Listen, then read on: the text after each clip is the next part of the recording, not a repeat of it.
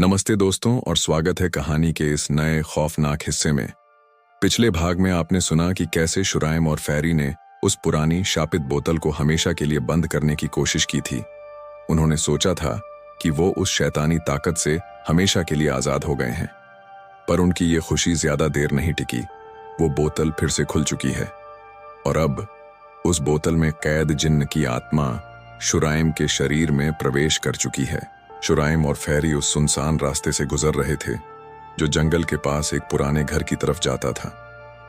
रात गहरी हो चुकी थी और चारों तरफ अजीब सी खामोशी थी। फैरी बार बार पीछे मुद्दत कर देख रही थी। उसे लग रहा था जैसे कोई उनके साथ चल रहा है। उसने डरते हुए शुराइम से कहा, शुराइम, मुझे ऐसा क्यों लग रहा है जैसे कोई परछाई हमारे पीछे पीछे चल रही है। शुराइम ने फैरी का हाथ कसकर पकड़ लिया और बोला, डरो मत फैरी, वो सिर्फ तुम्हारा वहम है। लेकिन उसकी आवाज में भी एक अजीब सा डर था। उसने बोतल की तरफ देखते हुए कहा, यह बोतल हमें कभी चैन से जीने नहीं देगी फैरी। इसने हमारी जिंदगी को नर्क बना दिया है। अब इसका अंत करना ही होगा। लेकिन बेचारे शुराइम को यह पता नहीं था कि जिस जिन्न को वो खत्म करना चाहता था वो अब उसके अंदर ही पूरी तरह जिंदा हो चुका है। जिन्न अब सिर्फ एक आत्मा नहीं था, वो शुराइम के शरीर का हिस्सा बन चुका था। घर के अंदर पहुंचते ही फैरी ने एक मोमबत्ती जलाई। मोमबत्ती की पीली रोशनी में जब उसने शुराइम के चेहरे को देखा तो उसके मुंह से एक चीख निकल गई।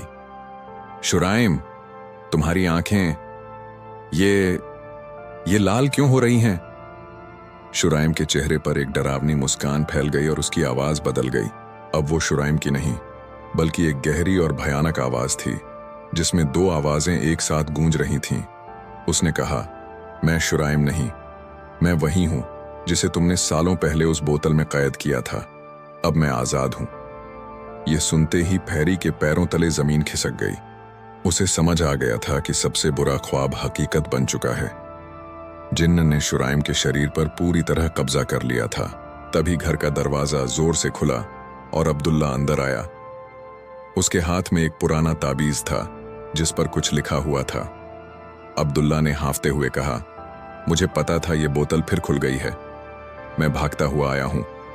मेरे पास एक ताबीज है जो उस जिन्न की शक्ति को कुछ देर के लिए रोक सकता है।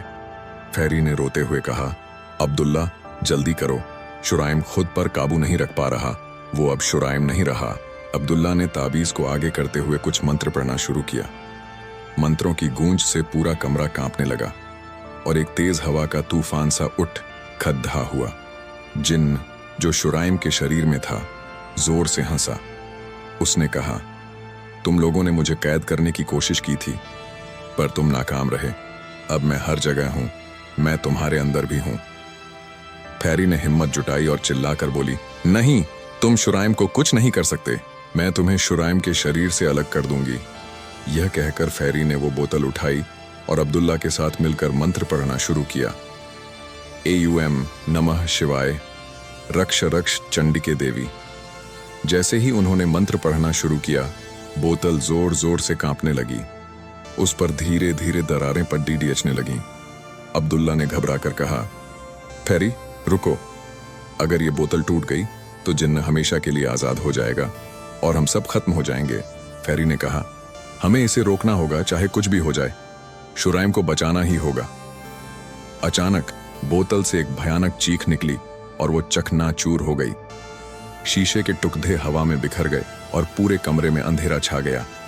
उस अंधेरे में जिन्न की आवाज गूंजी, तुम सोचती हो मैं फिर से कैद हो जाऊंगा? हाँ हाँ हाँ, ये बोतल मेरी दुनिया थी और अब मैं इस दुनिया से आजाद हूं। लेकिन फैरी ने हार नहीं मानी थी। उसने अपनी आंखें बंद की और एक शक्तिशाली मंत्र का जाप शुरू किया। एयूएम नमो भगवते रुद्राय नमः। उसके मंत्र बोलते ही चारों तरफ बिजली की गड़गड़ाहट होने लगी और कमरे में एक लाल रोशनी का विस्फोट हुआ। उस रोशनी में जिन्न की आत्मा शुराइम के शरीर से बाहर खींचने लगी। जिन्न दर्द से चीख रहा था। वो वापस शुराइम के शरीर में जाने की कोशिश कर रहा था, लेकिन फैरी के मंत्र उसे रोक रहे थे। तभी कुछ ऐसा हुआ जिसकी किसी ने उम्मीद नहीं की थी। जिन्न की आत्मा बोतल के बिखरे हुए टुकड़ों की तरफ खींचने लगी। वो टुकड़े हवा में जुद्धे और बोतल फिर से बन गई। बोतल जिन्न को अपने भीतर खींचने लगी, पर इस बार बोतल के अंदर से एक नई आवाज गूंजी। वो शुराइम की थी। शुराइम चिल्ला रहा था, फेरी, नहीं, मुझे बचाओ। फेरी यह देखकर चौंक गई। उसने चिल्लाते हुए कहा, यह आवाज, शुराइम, नहीं, ऐसा मत करो, बाहर निकलो। लेकिन बहुत देर हो चुकी थी। अब उस बोतल के अंदर जिन्न नहीं, शुराइम की आत्मा बंद थी। जिन्न आजाद था और शुराइम कैद हो चुका था। फेरी की आंखों से आंसू बह निकले और तभी बोतल से एक धीमी, फुसफुसाती हुई आवाज आई, मैं वापस आऊंगा। फेरी ने बोतल को अपने सीने से लगा लिया और रोते हुए कहा, शुराइम, मैं वादा करती हूं, मैं तुम्हें वापस लाऊंगी, चाहे इसके लिए मुझे खुद उस बोतल में क्यों ना उतरना पड़े। दोस्तों, कहानी अभी खत्म नहीं हुई। जिन्न आजाद है और शुराइम कैद। फेरी अब क्या करेगी? यह जानने के लिए कहानी का अगला भाग देखना ना भूलें, जो कल रात ठीक 9 बजे आएगा। अगर आपको यह कहानी पसंद आई तो चैनल को सब्सक्राइब जरूर करें और बेल आइकॉन दबा दें। धन्यवाद।